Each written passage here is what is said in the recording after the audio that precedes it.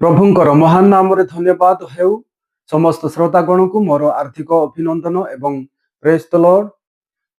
मु आपण मानकु समस्त को मोर spiritual work preach YouTube channel को स्वागत जनाए। आसंतु आम्भे माने वाक्य को जीवा। पवित्र शास्त्र बाइबल रु गोटी अंश देखिबा, ताहा हेउची द्वितीय कोरिन्थियो 5 पर्व 17 पद। एठारे एपरि लेखा जाय अछि, एणु जदि केही ख्रीष्टଙ୍କ ठारे अछि से नूतन सृष्टि होई अछि, पुरातन विषय सब लोप पाई अछि, देख नूतन विषय सब होई अछि। जदि केही ख्रीष्टଙ୍କ ठारे अछि बा प्रभु यीशु को विश्वास करि अछि, से नूतन सृष्टि होई अछि। ताहार अर्थ पुरातन स्वभाव जहाकू शारीरिक अभिलाष मध्य कुहा जाए, से समस्त को सिए परित्याग करि अछि। तेबे से पुरातन स्वभाव गुड़िक कौन कौन अटे? आसंतु आम्भे माने बाइबल रु ही देखिबा। कलोसियो पुस्तक 3 पर्व 8 पदरु 10 पद पर्यंत पढ़िबा। किंतु एबे तुम्भे माने मध्य एही सब विषय अर्थात क्रोध, राग, हिंसा, निंदा, मुखर कुश्चित वाक्य एही सब परित्याग कर। परस्पर मिथ्या कुह नाही। तुम्भे माने तो पुरातन स्वभाव ओ सेथिर समस्त कर्म परित्याग करी नूतन स्वभाव परिधान करियछ। सेही नूतन स्वभाव अपना सृष्टिकर्ता प्रतिमूर्ति अनुसार संपूर्ण ज्ञान प्राप्ति निमंते नूतनीकृत हेउछि। एही कलोसियो पुस्तकरू आम्भे माने केतोटी पुरातन स्वभाव देखिलु, यथा क्रोध, राग, हिंसा, निंदा, पुणी कुश्चित वाक्य। आपण माने कुश्चित वाक्य कहिले कौन बुझंती? कुश्चित वाक्य कहिले गाली गुजब को बुझाए, गाली देबा। एठारे राग एक पुरातन स्वभाव, जहा विषय मु आपण मान को आज कहिबी। सेही राग किपरि उत्पन्न हेई थाए, पुणी ताहाको किपरि परित्याग करा जाय पारिबो, बा आंभ मानक मध्यरे सेही राग किपरि जगह दिया जाय पारिबो नाही, सेही विषय मु कहिबी। राग एक अस्थायी संगत भावना, पुणी एहा परिचालित हेले गठनमूलक कार्य हेबा आवश्यक। एहा अन्याय सहित जड़ित अटे। राग प्रतिशोध मूलक नुहे। जेतेबेले लोक माने अन्याय कार्य करती, राग उत्पन्न हुए। धरि नियंतु मु आपण मानकर भाई आपणकर जिनिस को चोरी कली, आपण को गाली कली, निंदा कली, पुणी मिछ कहिली, ठकिली, तेबे तो आपण माने मो उपरे निश्चय रागिबे। आसंतु आ गोटे उदाहरण बाइबल रु देखिबा।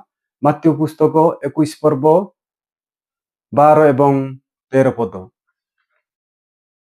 पर जीशु ईश्वर मंदिर रे प्रवेश करी से स्थान रे किणा बिका करुथिबा समस्त लोकंकु बाहर करिदेले। पुणी मुद्रा व्यवसाय मानकर मेज और काप्ता व्यवसाय मानकर आसन उल्टाई पकाइले। आउ जीशु सेमानकु कहिले, लेखा अछि आंबर गृह प्रार्थनार गृह बोली परिचित हेबो, किंतु तुम्भे माने ताहाकु डकायत मानकर वासस्थान करुअछ। जेतेबेले प्रभु जीशु ख्रीष्ट मंदिर मध्य प्रवेश कले, सेही समय रे समस्त लोकंकु जो माने किणा बिका करुथिले सेमानकु बाहर करिदेले। पुणी मुद्रा व्यवसाय मानकर मेजकु और काप्ता व्यवसाय मानकर आसन को उल्टे पकाइले।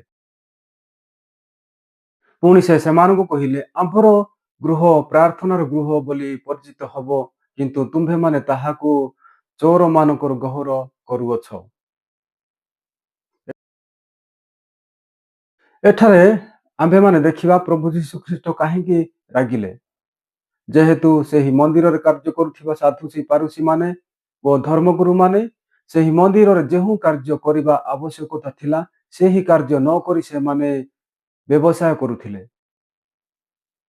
ताहार अर्थ से माने अन्याय कार्य करुथिले। तेणु करी प्रभु जीशु ख्रीष्ट सेमानक उपरे रागिले। तो आंभे माने जानिलु, जेतेबेले अन्याय कार्य स्थान पाई थाए बा लोक माने अन्याय करिथांती, सेही समय राग उत्पन्न हुए। आहुरी मते मु आपण मानको कहिली कि राग अस्थायी। तार अर्थ राग को दीर्घ समय पर्यंत रखा जाय पारिबो नाही। आसंतु आंभे माने गोटे वाक्य देखिबा। एफिसियो पुस्तक 4:26 रे एपरि लेखा अछि। आसंतु पढ़िबा। क्रोध करो किंतु पाप करो नाही। सूर्य ହସ୍ତ ନ ହେଉଣୁ କ୍ରୋଧ ପରିତ୍ୟାଗ କର, ପୁଣି ଶୟତାନକୁ ସ୍ଥାନ ଦିଅ ନାହିଁ।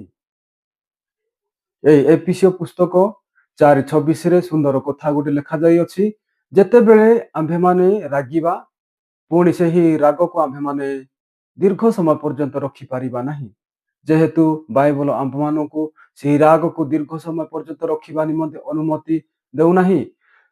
ତୁମ୍ଭ ରାଗରେ ସୂର୍ଯ୍ୟକୁ ଅସ୍ତ ହେବା ନିମନ୍ତେ ଦିଅ ନାହିଁ। ତାହାର ଅର୍ଥ ସୂର୍ଯ୍ୟ ଅସ୍ତ ହେବା ପୂର୍ବରୁ ଆମ୍ଭେମାନେ ଆମର ରାଗକୁ ପରିତ୍ୟାଗ କରିବା ଆବଶ୍ୟକ। ତେଣୁକରି ମୁଁ ଆପଣମାନଙ୍କୁ କହିଲି ବା ବାଇବଲ ଆମ୍ଭମାନଙ୍କୁ କୁହେ କି ରାଗ ଅସ୍ଥାୟୀ, ଏହାକୁ ଦୀର୍ଘ ସମୟ ପର୍ଯ୍ୟନ୍ତ ରଖାଯାଇ ପାରିବ ନାହିଁ। ତେଣୁକରି ଆମ୍ଭେମାନେ ଯେତେବେଳେ ରାଗୁଛୁ, ଆସନ୍ତୁ କି ସୂର୍ଯ୍ୟ ଅସ୍ତ ହେବା ପୂର୍ବରୁ ଆମ୍ଭେମାନେ ରାଗକୁ ପରିତ୍ୟାଗ କରିବା। ଆହୁରି ମୁଁ ଆପଣମାନଙ୍କୁ କହିଲି, ରାଗ ପରିଚାଳିତ ହେଲେ ଏହା ଗଠନମୂଳକ କାର୍ଯ୍ୟ ହେବା ଆବଶ୍ୟକ। ଆସନ୍ତୁ ଆମ୍ଭେମାନେ ସେହି ମାଥ୍ୟୁ ପୁସ୍ତକ 21 ପର୍ବ 12-13 ପଦରୁ ହିଁ ଦେଖିବା। ଯେତେବେଳେ ପ୍ରଭୁ ଯୀଶୁଖ୍ରୀଷ୍ଟ ମନ୍ଦିରରେ ପ୍ରବେଶ କଲେ, ସେଠାରେ କିଣାବିକା କରୁଥିବା ଲୋକମାନଙ୍କୁ ବାହାର କରିଦେଲେ, ପୁଣି ମୁଦ୍ରା ବ୍ୟବସାୟୀ ମାନଙ୍କର ମେଜକୁ ଓ କାପ୍ତା ବ୍ୟବସାୟୀ ମାନଙ୍କର ଆସନକୁ ଉଲ୍ଟାଇ ପକାଇଲେ। ପୁଣି ସେମାନଙ୍କୁ କହିଲେ କି ଆମ୍ଭମାନଙ୍କର ଗୃହ ପ୍ରାର୍ଥନାର ଗୃହ ବୋଲି ପରିଚିତ ହେବ, କିନ୍ତୁ ତୁମ୍ଭେମାନେ ତାହା ଡକାୟତ ମାନଙ୍କର ବାସସ୍ଥାନ କରୁଅଛ। ଏଠାରେ ପ୍ରଭୁ ଯୀଶୁଖ୍ରୀଷ୍ଟ ସେହି ଲୋକମାନଙ୍କୁ ସୁଧାରିବା ନିମନ୍ତେ ଚେଷ୍ଟା କରୁଛନ୍ତି, ଅନୁଯୋଗ କରୁଛନ୍ତି କି କହୁଛନ୍ତି ଆମ୍ଭମାନଙ୍କର ଗୃହ ପ୍ରାର୍ଥନାର ଗୃହ ବୋଲି ଖ୍ୟାତ ହେବ, କିନ୍ତୁ ତୁମ୍ଭେମାନେ ତାହା ଚୋରମାନଙ୍କର ଆଡ୍ଡା କରିଅଛ। ଏଠାରେ ପ୍ରଭୁ ଯୀଶୁଖ୍ରୀଷ୍ଟ ରାଗି ଯାଇ ସେମାନଙ୍କୁ ସୁଧାରିବା ନିମନ୍ତେ ଚେଷ୍ଟା କରୁଛନ୍ତି। ଅନ୍ୟାୟ କାର୍ଯ୍ୟ ପରିତ୍ୟାଗ କରିବା ନିମନ୍ତେ ସେମାନଙ୍କୁ ଅନୁଯୋଗ କରୁଛନ୍ତି ବା ସୁଧାରିବା ନିମନ୍ତେ ସେମାନଙ୍କୁ ଭୁଲ ବାଟରୁ ଠିକ ବାଟକୁ ଆଣିବା ନିମନ୍ତେ ଚେଷ୍ଟା କରୁଛନ୍ତି। ତେଣୁକରି ଆମ୍ଭେମାନେ ପ୍ରଭୁଙ୍କର ଲୋକ ହିସାବରେ ଯେତେବେଳେ ରାଗିବା, ଆମର ରାଗକୁ ଆମ୍ଭେମାନେ ପାପରେ ବା ପରିଶୋଧରେ ବା ପ୍ରତିଶୋଧରେ ସମାପ୍ତ ନ କରି ଆମ୍ଭେମାନେ ରାଗକୁ ବ୍ୟବହାର କରି ଅନ୍ୟମାନଙ୍କୁ ଠିକ କରିବା, ସୁଧାରିବା, ପୁଣି ଯେଉଁମାନେ କୁପଥରେ ଯାଉଛନ୍ତି ସେମାନଙ୍କୁ ସୁପଥକୁ ଆଣିବା, ଯେଉଁମାନେ ଅନ୍ୟାୟ କରୁଛନ୍ତି ସେମାନଙ୍କୁ ଅନୁଯୋଗ କରି ଆମ୍ଭେମାନେ ସେମାନଙ୍କୁ ନ୍ୟାୟ ପଥକୁ ଆଣିବା। ଆସନ୍ତୁ ଆମ୍ଭେମାନେ ବର୍ତ୍ତମାନ ଏହି ରାଗକୁ କିପରି ଆମ୍ଭମାନଙ୍କ ଜୀବନ ଠାରୁ ଦୂର କରିପାରିବା ବା ରାଗକୁ ଆମ୍ଭେମାନେ ବିତାଡ଼ିତ କରିପାରିବା, ସେହି ବିଷୟରେ ଶିକ୍ଷା କରିବା। ଦୁଇଟି ବିଷୟ ପ୍ରୟୋଗ କରି ଆମ୍ଭେମାନେ ଏହି ରାଗକୁ ଆମ୍ଭମାନଙ୍କ ଜୀବନ ଠାରୁ ଆମ୍ଭେମାନେ ଦୂର କରିପାରିବା। ପ୍ରଥମ ବିଷୟ ହେଉଛି ଆତ୍ମସଂଯମ ବା ଯାହାକୁ ଆତ୍ମନିୟନ୍ତ୍ରଣ ବୋଲି କୁହାଯାଏ। ପୂର୍ବେ ଯେପରି ମୁଁ କହିଲି, ମୁଁ ଆପଣଙ୍କର ଭାଇ ଆପଣଙ୍କର ଜିନିଷ ଚୋରି କଲି, ପୁଣି ଆପଣଙ୍କୁ ଗାଳି କଲି, ଆପଣଙ୍କୁ ନିନ୍ଦା କଲି, ମିଛ କହିଲି, ଠକିଲି, ତେବେ ଆପଣ ନିଶ୍ଚିନ୍ତ ମୋ ଉପରେ ରାଗିବେ। ଆପଣ ମୋ ଉପରେ ରାଗିଲେ ଯେହେତୁ ମୁଁ ଆପଣଙ୍କ ପ୍ରତି ଅନ୍ୟାୟ କାମ କଲି। ମୁଁ ଆପଣଙ୍କ ବିରୋଧରେ ଅନ୍ୟାୟ କାମ କରିବା ପୂର୍ବରୁ ଯଦି ମୁଁ ନିଜକୁ ନିୟନ୍ତ୍ରଣ କରିଥାନ୍ତି, ତେବେ ମୁଁ ଆପଣଙ୍କ ପ୍ରତି ଏ ସମସ୍ତ କୁକର୍ମ ବା ପାପ କରିନଥାନ୍ତି, ତେବେ ଆପଣମାନେ ମଧ୍ୟ ରାଗି ନଥାନ୍ତେ। ଆପଣମାନେ ରାଗିଲେ ଯେହେତୁ ମୁଁ ଆପଣଙ୍କ ପ୍ରତି ଅନ୍ୟାୟ କାମ କଲି। ଯଦି ମୁଁ ନିଜକୁ ନିୟନ୍ତ୍ରଣ କରିଥାନ୍ତି, ଆତ୍ମସଂଯମ କରିଥାନ୍ତି, ତେବେ ରାଗ ଆମ୍ଭମାନଙ୍କ ମଧ୍ୟରେ ସ୍ଥାନ ପାଇନଥାନ୍ତା। ତେଣୁକରି ଆସନ୍ତୁ ଆମ୍ଭେମାନେ ପ୍ରଭୁଙ୍କର ଲୋକ ହିସାବରେ ଯାହା ଯାହା ନ୍ୟାୟ, ପୁଣି ଯାହା ଯାହା ଠିକ ବିଷୟ, ଯାହା ଆମ୍ଭେମାନେ କଲେ ଅନ୍ୟମାନେ ରାଗିବେ ନାହିଁ, ଏପରି ସୁକର୍ମ କରିବା ଓ ସମସ୍ତଙ୍କ ଜୀବନରେ ଶାନ୍ତି ଆଣିବା ବା ଶାନ୍ତିର ପରିସ୍ଥିତି ସୃଷ୍ଟି କରିବା। ଏହି ଆତ୍ମନିୟନ୍ତ୍ରଣ ବା ଆତ୍ମସଂଯମ ଗୋଟିଏ ପବିତ୍ର ଆତ୍ମାଙ୍କର ଦାନ ବା ପବିତ୍ର ଆତ୍ମାଙ୍କର ଫଳ ଅଟେ। ଯଦି ଆମ୍ଭେମାନେ ଗାଲାତୀୟ ପୁସ୍ତକ 5 ପର୍ବ 23 ପଦରେ ଦେଖିବା, ଏହି ଆତ୍ମାଙ୍କ ଫଳ ବିଷୟରେ ଲେଖାଯାଇଅଛି। ଦ୍ୱିତୀୟ ବିଷୟ ହେଉଛି କ୍ଷମା ଦେଇ କ୍ଷମା ମାଗି ଆମ୍ଭେମାନେ ଏହି ପୁରାତନ ସ୍ୱଭାବ ରାଗକୁ ଦୂର କରିପାରିବା। ଆସନ୍ତୁ ଆମ୍ଭେମାନେ ଗୋଟିଏ ବାକ୍ୟ ଦେଖିବା, ତାହା ହେଉଛି ମାଥ୍ୟୁ ପୁସ୍ତକ 18 ପର୍ବ 21-23 ପଦ। ସେଠାରେ ଏପରି ଲେଖାଯାଇଅଛି, ଆସନ୍ତୁ ଆମ୍ଭେମାନେ ପଢିବା। ସେତେବେଳେ ପିତର ତାହାଙ୍କ ନିକଟକୁ ଆସି ପଚାରିଲେ, ହେ ପ୍ରଭୁ, କେତେଥର ମୋହର ଭାଇ ମୋ ବିରୋଧରେ ପାପ କଲେ ମୁଁ କ୍ଷମା କରିବି?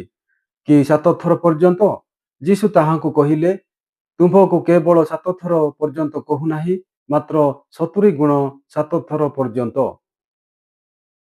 ଯେତେବେଳେ ପିତର ପ୍ରଭୁଙ୍କ ନିକଟକୁ ଯାଇ ଏହି କଥା ପଚାରୁଛନ୍ତି କି ପ୍ରଭୁ, ଦିନକୁ କେତେଥର ମୋ ଭାଇ ମୋ ବିରୋଧରେ ପାପ କଲେ ମୁଁ ତାହାକୁ କ୍ଷମା କରିବି? ଏଠାରେ ପ୍ରଭୁ ଯୀଶୁ ଖ୍ରୀଷ୍ଟ ସୁନ୍ଦର ଭାବରେ ଉତ୍ତର ଦେଉଛନ୍ତି, ମୁଁ କେବଳ 7 ଥର ବୋଲି କହୁନାହିଁ, କିନ୍ତୁ 70 ଗୁଣ 7 ଥର। ତାହାର ଅର୍ଥ ଅସୀମ ବା ଅସଂଖ୍ୟ ଥର। ଯେତେ ଥର ଆପଣମାନଙ୍କର ଭାଇ ଆପଣଙ୍କ ବିରୋଧରେ ପାପ କରିବ, ତାକୁ ସେତେ ଥର ତମେ କ୍ଷମା କରିବ। ଯଦି ଆମ୍ଭେମାନେ ପ୍ରକୃତରେ ପ୍ରଭୁଙ୍କର ଲୋକ ଅଟୁ, ତେବେ ଆସନ୍ତୁ ଆମ୍ଭେମାନେ ଅନ୍ୟମାନଙ୍କୁ କ୍ଷମା ଦେବା। ଯେହେତୁ ବାଇବଲ ଆମ୍ଭମାନଙ୍କୁ ଅନ୍ୟମାନଙ୍କୁ କ୍ଷମା ଦେବା ନିମନ୍ତେ ଶିକ୍ଷା ଦେଉଅଛି। ଆସନ୍ତୁ ଆମ୍ଭେମାନେ ଗୋଟିଏ ବାକ୍ୟ ଦେଖିବା। ତାହା ହେଉଛି ମାଥ୍ୟୁ ପୁସ୍ତକ 6 ପର୍ବ 14 ଏବଂ 15 ପଦ। କାରଣ ଯେବେ ଲୋକମାନଙ୍କର ଅପରାଧ ସବୁ କ୍ଷମା କର, ତେବେ ତୁମ୍ଭମାନଙ୍କ ସ୍ୱର୍ଗସ୍ଥ ପିତା ତୁମ୍ଭମାନଙ୍କୁ ମଧ୍ୟ କ୍ଷମା କରିବେ। କିନ୍ତୁ ଯେବେ ଲୋକମାନଙ୍କୁ କ୍ଷମା ନ କର, ତେବେ ତୁମ୍ଭମାନଙ୍କ ପିତା ମଧ୍ୟ ତୁମ୍ଭମାନଙ୍କ ଅପରାଧ ସବୁ କ୍ଷମା କରିବେ ନାହିଁ। ଆମ୍ଭେମାନେ ଯେତେବେଳେ ଅନ୍ୟମାନଙ୍କୁ କ୍ଷମା କରିବା, ତେବେ ପ୍ରଭୁ ମଧ୍ୟ ଆମ୍ଭମାନଙ୍କୁ କ୍ଷମା କରିବେ। ସେଥି ନିମନ୍ତେ ଆସନ୍ତୁ ଆମ୍ଭେମାନେ ଅନ୍ୟକୁ କ୍ଷମା କରିବା, ପୁଣି ଆମ୍ଭେମାନେ ପ୍ରଭୁଙ୍କ ଠାରୁ କ୍ଷମା ପାଇବା। ବାଇବଲ ଆମ୍ଭମାନଙ୍କୁ କ୍ଷମା ଦେବା ନିମନ୍ତେ କହୁଅଛି, ତେବେ କେତେବେଳେ ଆମ୍ଭେମାନେ ଅନ୍ୟମାନଙ୍କୁ କ୍ଷମା କରିବା? ଯେତେବେଳେ କି ଯେଉଁ ଲୋକମାନେ ଆମ୍ଭମାନଙ୍କ ବିରୋଧରେ ପାପ କରିଅଛନ୍ତି, ଅନ୍ୟାୟ କରିଛନ୍ତି, ସେହି ଲୋକମାନେ ଯଦି ଆମ ନିକଟକୁ ଆସି କ୍ଷମା ମାଗିବେ, ତେବେ ଆମ୍ଭେମାନେ ସେମାନଙ୍କୁ କ୍ଷମା ଦେଇପାରିବା। ତାହାର ଅର୍ଥ ଯେଉଁ ଲୋକ ପାପ କରୁଅଛି, ଅନ୍ୟାୟ କରୁଅଛି, ସେହି ଲୋକ କ୍ଷମା ମାଗିବା ଆବଶ୍ୟକ। ଲୁକ ପୁସ୍ତକ 17 ପର୍ବ 3 ପଦ ଏବଂ 4 ପଦ। ତୁମ୍ଭେମାନେ ନିଜ ନିଜ ବିଷୟରେ ସାବଧାନ ହୋଇଥାଅ।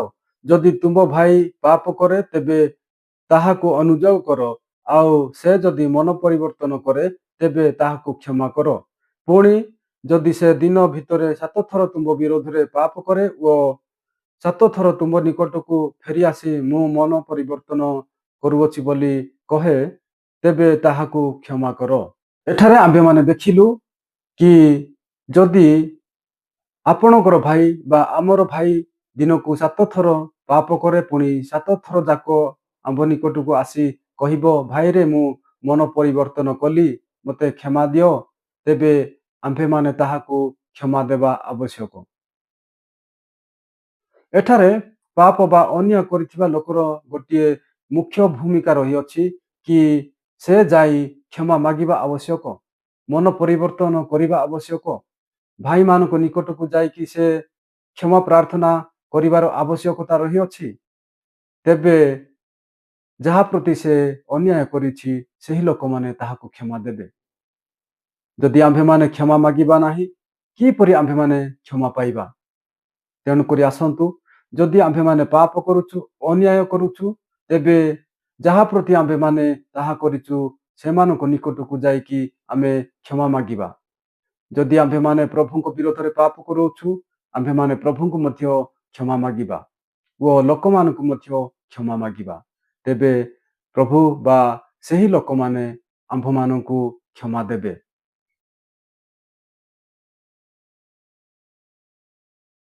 ଆଜିକାଲି ସଂସାରରେ ବା ଦୁନିଆରେ ଲୋକମାନେ ଅନ୍ୟମାନଙ୍କୁ କ୍ଷମା ମାଗିବା ନିମନ୍ତେ କୁଣ୍ଠାବୋଧ କରିଥାନ୍ତି, ଯେହେତୁ ସେମାନେ ଭାବିଥାନ୍ତି, ମୁଁ ଜଣେ ବଡ଼ ପାଳକ, ମୁଁ ଜଣେ ଜ୍ଞାନୀ, ମୁଁ ଜଣେ ଧନୀ, ମୁଁ ଜଣେ ଶିକ୍ଷିତ ଲୋକ, କିପରି ମୁଁ ନିଚସ୍ତ ଲୋକମାନଙ୍କୁ କ୍ଷମା ମାଗିବି?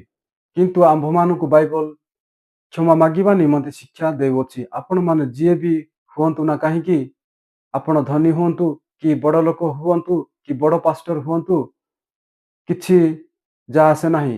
ଆପଣମାନେ ଯଦି ପ୍ରଭୁଙ୍କର ଲୋକ, ଯେତେବେଳେ ଆପଣମାନେ ଅନ୍ୟାୟ କରୁଛନ୍ତି, ଆପଣମାନେ କ୍ଷମା ମାଗିବା ଦରକାର।